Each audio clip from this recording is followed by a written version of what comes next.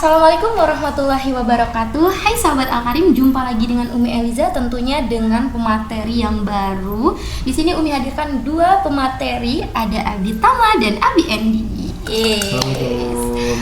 Oke, Abi Tama ini adalah seorang school manager dari SMA Al-Karim. Kemudian untuk Abi Endi ini adalah wakil kesiswaan dari SMP Alam Al-Karim. Bener ya Abi ya? Benar. Oke, kita hari ini akan sharing-sharing pengalaman seputar remaja karena Abi ada di ranah SMA dan Abi Endi ada di ranah SMP. Oke, let's go. Masya Allah. Kita masuk ya Abi ya ke pertanyaan pertama. Menurut Abi, penanganan remaja ini kan agak sulit ya, karena remaja itu kan ada banyak sekali nih macam-macamnya. Ada remaja yang pasif, ada remaja yang kritis, ada remaja yang memang aktif. Aktif dengan kritis itu kan dua hal yang berbeda ya.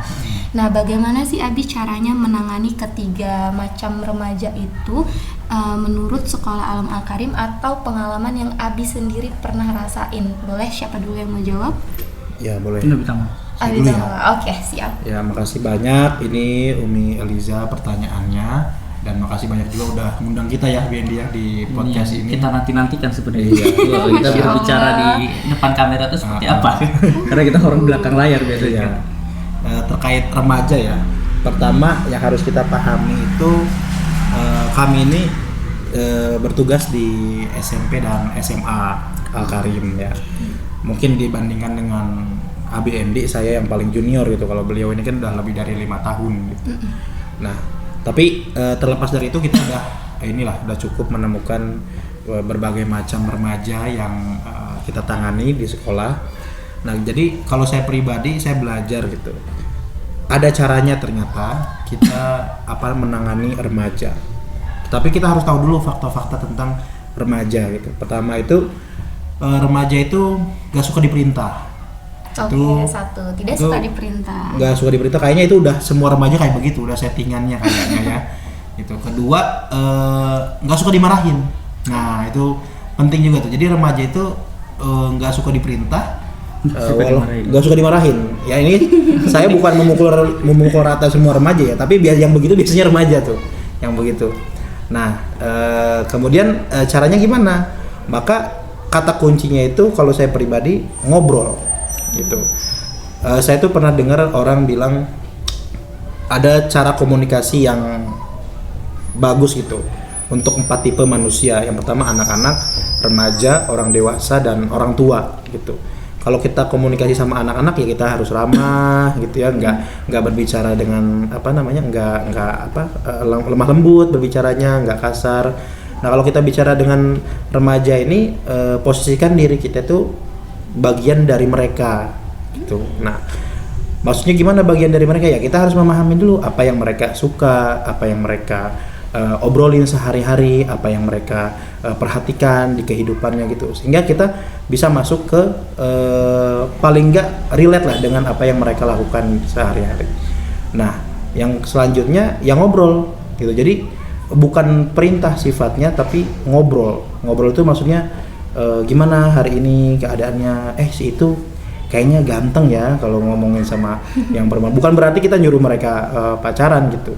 Nah kita bisa memahami mereka dari obrolan-obrolan sehari-hari gitu. Kalau dari Abi Tama begitu sih. Oke, ada tambahan Abi Endi mungkin? Mungkin kalau ini hampir sama ya. Cuman kalau di SMP itu kan karakter SMP dengan SMA itu pasti berbeda juga gitu. Kalau remajanya SMP ini kan memang posisi siswa yang di masa peralihan dari SD ke SMP itu memang kalau Abi selama ini menangani SMP itu memang masa sulitnya orang gitu mungkin ada di posisi SMP. Mungkin kalau SMA nanti akan ketemu titik balik, mereka ketemu nih masa saya udah harus menentukan masa depan saya, mungkin gitu ya. Tapi kalau SMP ini ya, apalagi kalau masih habis peralihan dari SD ke SMP, kemudian kelas 2 itu, luar biasa itu kan masa peralihannya gitu. Jadi karakternya pun berbeda-beda gitu, di setiap angkatan. Nah mungkin tambahan lagi ya. Boleh Abi. Ini ambil ngalir aja kan kita ngobrolnya kan, siap. ngobrol ngalir aja. di SMP dan SMA itu ada fakta menarik gitu bahwa mayoritas anak SMA, bukan mayoritas sih sebenarnya, semua itu Gen Z, bahkan SMP juga kan Gen Z. Nah faktanya ini gurunya juga Gen Z sebenarnya, mayoritas guru SMP SMA itu Gen Z juga. Jadi ini Gen Z ngajarin Gen Z sebenarnya. Jadi dari sisi kepribadian secara generasi kita ini mirip-mirip gitu. Cuman yang satu posisinya siswa, yang satu posisinya guru. Nah, tugas sebenarnya menurut saya yang paling berat itu adalah tugas Gen Z sebagai guru. Nah, itu. Jadi dia harus menahan egonya ya sedikit untuk mendengarkan, ayo maunya kamu apa. Nah, ini Gen Z mendengarkan Gen Z. Sulit ya. Ya, gitu. Ya harus diakui memang cukup challenging ya, cukup menantang gitu. Tapi dengan pembekalan dan pelatihan-pelatihan yang diberikan Sekolah Alam Al-Karim tentang mendidik remaja, ya insya Allah bisa. Kuncinya itu sih, kita posisikan diri jadi bagian dari mereka, kita jadi pendengar yang baik, kita ngobrol ya. Kemudian kalau kita meminta mereka untuk melakukan sesuatu, sifatnya bukan perintah, tapi ayo kita bareng-bareng yuk kerjain ini. Ya, Gen Z ngajar Gen Z. Iya benar ini. Berarti mungkin pernah nggak Bi nemuin kayak guru yang aduh sabarnya tuh luar biasa gitu menghadapinya. Ada nggak guru yang pernah curhat gitu ke Abitama nih kan selaku school manager tuh, mungkin ada yang mengeluhkan terkait susah banget Bi ternyata ngajar Gen Z, karena saya juga Gen Z gitu, pernah nggak? Sebenarnya kalau curhat secara spesifik dia mengeluhkan ngajarin Gen Z susah enggak, tapi memang ya namanya kita ngadepin anak remaja ya, temuan-temuannya adalah gitu, ada aja gitu yang lucu-lucu ada, yang unik-unik ada. Ya itu tadi yang bisa saya sampaikan setiap rapat gitu ya, kita harus memposisikan diri sebagai Gen Z yang next level dari mereka gitu. Kita boleh sama-sama Gen Z, tapi ya kita posisinya kan sebagai guru, maka kita harus harus levelnya lebih dari mereka terkait kedewasaan, mengontrol emosi, cara bicara gitu. Itu mempengaruhi. Dan tadi saya bilang tadi saya bilang memposisikan diri bagian dari mereka gitu. Nah itu juga jangan disalahpahami, bukan berarti jadi teman mereka. Nah itu kadang-kadang yang disalahpahami. Kita tetap memposisikan diri sebagai guru, tapi kita juga perlu untuk masuk ke dalam istilahnya tuh circle mereka gitu. Updatean game mereka harus kita tahu, ya, playlist musik mereka kita harus tahu ya kan. Iya. Sehingga kita juga bisa masuk ke ranah mereka gitu. Iya, jadi ketika kalau saya tuh di SMA ngobrolnya jangan Kak, tolong kita buat ini, enggak. Kita duduk ngobrol. Guys, udah nonton Agak Layan guys ya. Iya, jadi ngomong guys, gila ini Abi nonton artis ini ganteng banget ya gitu. Nah, kalau misalnya ngobrol sama anak yang perempuan, lalu yang laki-laki, halo coba sebut ya, siapa yang paling cantik misalnya gitu. Kita masuk aja ke dunia mereka, tapi bukan berarti kita ngajarin yang seperti itu ke mereka gitu. Berarti kan kita tuh memang harus masuk ke dunianya mereka dulu, baru kita bisa menyelipkan tuh pembelajaran-pembelajarannya ke mereka gitu ya Bi. Cuman kan ini banyak disalahartikan, yang benar kata Abitama tadi, banyak yang menilai guru Gen Z itu terlalu dekat dengan siswanya. Jadi siswa itu mengetahui gitu, misalnya mengetahui usia dari sang guru ini gitu. Jadi timbul rasa tidak menghormatinya gitu, acuhnya terhadap perintah karena gurunya terlalu friendly. Itu ada kemungkinan besar terjadi nggak Bi kalau kita memang terlalu masuk ke dalam dunia mereka? Ya kalau dibilang ada kemungkinan ada gitu. Itulah makanya kita boleh dekat, tapi jangan sampai kita tuh jadi teman mereka gitu. Kita harus sadar juga posisi kita itu sebagai guru gitu, bukan teman mereka gitu. Sebenarnya mereka itu mau kok ngikutin arahan kita selama kita jelas perintahnya, kemudian kita juga bisa jadi role model untuk mereka, contoh gitu ya, bahwa ada yang bisa ditiru lah dari diri kita sebagai guru, itu mereka akan nurut gitu. Karena mereka kan udah mulai berpikir logis ya, ya. Nah ini guru ini kayak gini nih, ini pasti nggak jelas nih. Nah, mereka tuh udah bisa berpikir seperti itu. Dan selalu bertanya, Iya. kenapa saya harus melakukan itu? Kenapa saya begini? Kenapa Harus kenapa ada saya Harus ada alasan yang logis kalau bagi ke mereka gitu. Ya mereka itu memang settingannya udah begitu, mempertanyakan banyak hal lah. Kayak kita dulu kan remaja nanya-nanya, ya mungkin kadang-kadang nanya-nanya ini bener nggak sih agama ini? Makanya kalau ngadain kegiatan biasanya kita sampaikan dulu tujuan besarnya dulu, Iya. sehingga mereka tahu nih, oh tujuan besarnya seperti ini, sehingga saya harus saya siap nih gitu, Iya. melakukan ini. Gen Z, kalau kita ngomongin Gen Z ini kan gen yang unik ya, sulit ditebak gitu. Kadang banyak bicara, kadang bisa diam seharian gitu. Moodnya swing banget. Umi Gen Z berarti? Yes. Oh, Gen Z. Ya benar. Aku bukan ya? Bukan dong. Nah ini Milenial. Bukan ya, Milenial. Tapi milenial. milenial akhir. Milenial akhir kan? Ya. Iya, jadi Gen Z itu kan moodnya memang sulit ditebak ya. Kadang baik, kadang tiba-tiba bisa hancur gitu. Misalnya pusing, kadang happy. Nah, gimana sih? Pernah nggak Bi nemuin pengalaman unik gitu dari Gen Z ini selama mengajar di Sekolah Alam Al-Karim? Mungkin Abi Endi dulu. Jadi selama Abi ini kan mengajar di SMP ini kurang lebih sudah 6 tahun. 6 tahun saya menghadapi anak-anak SMP. Dari setiap angkatan, setiap generasi itu unik-unik gitu, berbeda-beda, dan pastinya itu menjadi pengalaman berharga buat Abi Endi karena setiap generasi itu kan ada pembelajarannya gitu. Ada suatu ketika, namanya anak remaja ini ya, perlu diketahui juga anak remaja ini kan mulai memiliki rasa terhadap lawan jenisnya. Dan itu menjadi fitrah gitu ya, yang sering terjadi. Itu fitrah. Dan ini sering kita temui sebagai seorang guru yang harus mengambil langkah bijak untuk menyelesaikan masalah itu gitu. Ada suatu ketika kisah nggak sebutin namanya ya. Iya. Jadi Abi ini pernah menangani sebuah kasus ini seperti ini. Ada seorang dua insan mulia gitu kan, yang dia itu mempunyai rasa terhadap lawan jenisnya, sama-sama tahu perasaannya, dan dia sampai berkomunikasi, dan inilah untungnya kita itu berada di Sekolah Alam Al-Karim menurut Abi Endi gitu. Karena memang siswanya yang sedikit sehingga bisa terkontrol hal-hal seperti itu, bisa ketahuan lebih cepat dan lebih bisa ditangani gitu.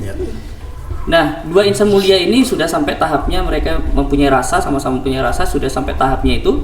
Kemudian ketahuanlah dengan kita proses untuk tidak menjudge dia itu salah atau benar, karena memang perasaan itu kan datangnya dari Allah gitu kan, sebuah anugerah itu kalau kita bilang perasaan itu. Kemudian kita tangani satu kita panggil dulu gitu untuk kenapa nih seperti ini dan lain sebagainya, dengan tidak mengejudge dia salah atau benar gitu. Yang pasti itu tadi, kita panggil satu-satu, kemudian kita kasih challenge mereka untuk tidak berkomunikasi beberapa bulan. Challenge ya, lebih ke challenge ya. Okay. Kita kasih challenge untuk mereka tidak berkomunikasi beberapa bulan, kemudian mereka mengiyakan. Kemudian karena siswanya sedikit lagi ini kan, untungnya. Nah, ini kita proses lagi, kita selidiki kembali, kemudian kita evaluasi gitu. Oh, ternyata beberapa bulan komunikasi kembali gitu. Akhirnya kita temukan berdua. Ketika kita pertemukan mereka berdua dalam suatu ruangan gitu kan, dengan didampingi oleh guru, ini maunya gimana gitu. Permasalahan ini kok masih berlanjut gitu kan. Nah, seorang yang laki-lakinya menghadap kepada perempuannya, kemudian perempuannya pun menghadap kepada laki-lakinya. Laki-laki mengatakan apa? Mengatakan bahwa tunggu saya sukses, saya akan datang ke rumah kamu. Masya Allah. Perempuannya mengatakan apa? Perempuannya mengatakan saya tunggu kamu di rumah. Itu bayangin, anak SMP itu mengatakan, gurunya bingung dong ketika itu. Dan disitulah mulai hadir peran guru. Kita menengahi. Ayo kita sekalian sukses dulu, kalian cita-cita selesaikan dulu masa depan kalian, berhenti komunikasi, kemudian nanti kalau memang sukses kalian berjodoh, kalian akan bertemu. Itu kan pengalaman yang sebenarnya unik ya kan? Unik ya? Iya, unik banget itu Abi. Ya, itu yang sangat. Sebenarnya banyak seperti itu, tapi ini yang paling unik menyelesaikan masalah anak remaja menurut Abi Endi waktu itu. Tahun berapa? Jangan dulu. Saya penasaran. Saya penasaran banget Abi. Intinya di Sekolah Alam Al-Karim ini beruntung ya, sebenarnya beruntung. Diajarkan untuk ini bukan melarang ya, tapi cara mengelolanya itu yang benar gimana gitu. Karena kalau kita larang juga, karena itu kan fitrah. Fitrah dan itu ada kita juga nggak tahu kalau dilarang dia di luar Ya, ntar. seperti apa itu ya, kita bisa menjembatani seperti itu. Jadi paling nggak kita kasih pendidikan ini ya, pendidikan apa sih kalau ini namanya? pendidikan pranikah bisa nggak sih disebutkan? Gitu. Sebenarnya ya pendidikan perasaan lah gitu. Ya, manajemen perasaan. Manajemen perasaan. Intinya ada lo caranya. Dan pasti ada Kita punya perasaan, dia punya perasaan, kita punya perasaan. Ya ada caranya gitu. Dan jangan cara-cara sendiri. Gitu. Dan sekolah Al Karim itu pasti punya cara gitu. Caranya sangat unik. Nggak bisa langsung dipanggil dua-duanya karena nanti takut terjadi perasaan seperti apa. Yaitu bertahap lah gitu. Memang selalu Alhamdulillah. ada Kalau solusi. sekarang alhamdulillah mungkin sudah tidak berkomunikasi lagi. Siapa tahu jadi. Iya.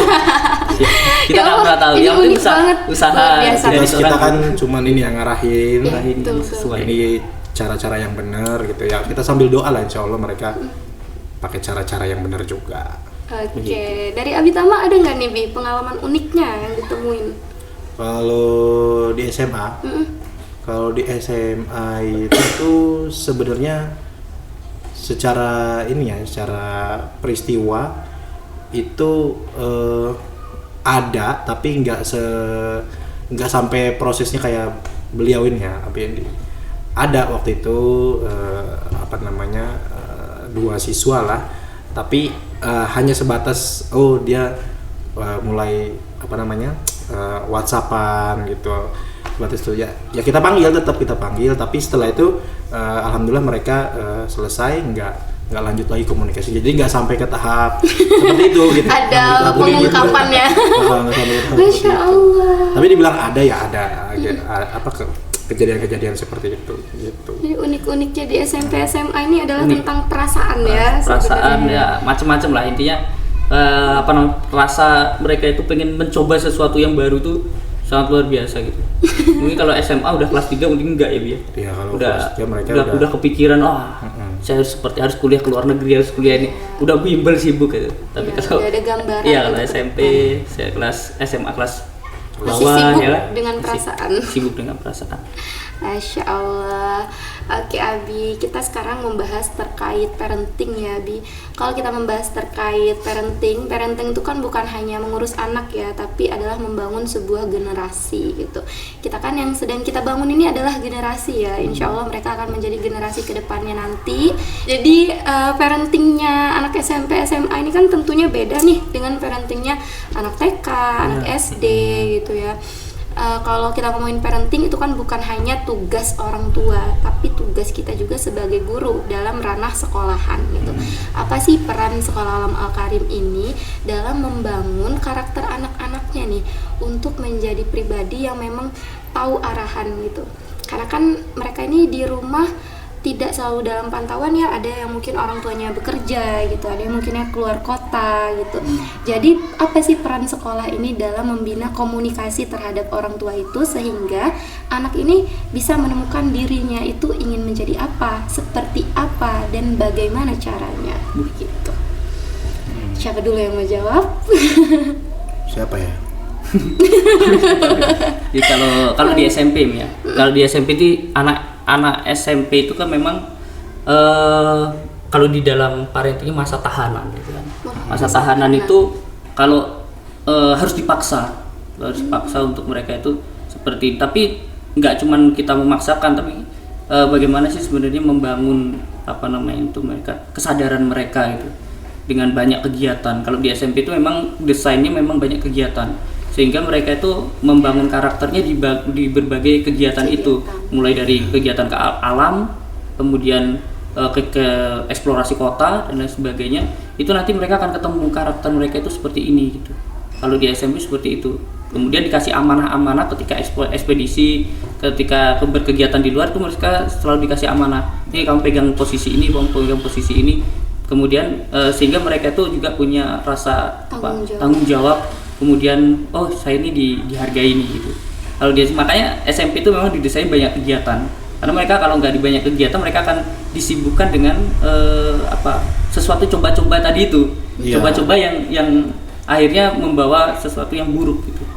Makanya kalau banyak kegiatan project show dan naik gunung, camping, terus explore kota dan lain sebagainya. Bahkan sampai mereka itu kalau udah musim project show, mereka itu sampai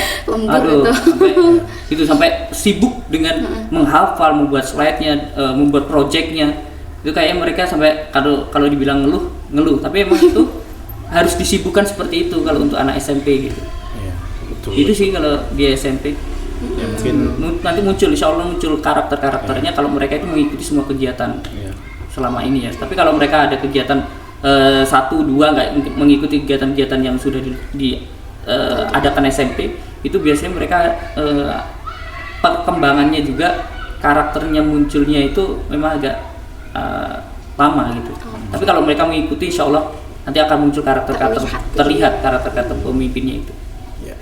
Mungkin kalau di SMA berbeda gitu. Mungkin tambahan ya untuk terkait pertanyaan ini. Jadi sebenarnya itu tadi selain kita ngedengerin apa yang mereka inginkan, kita berusaha mengerti gitu, artinya menjadi bagian dari mereka. Itu yang selanjutnya adalah sebenarnya mereka itu butuh kesempatan gitu.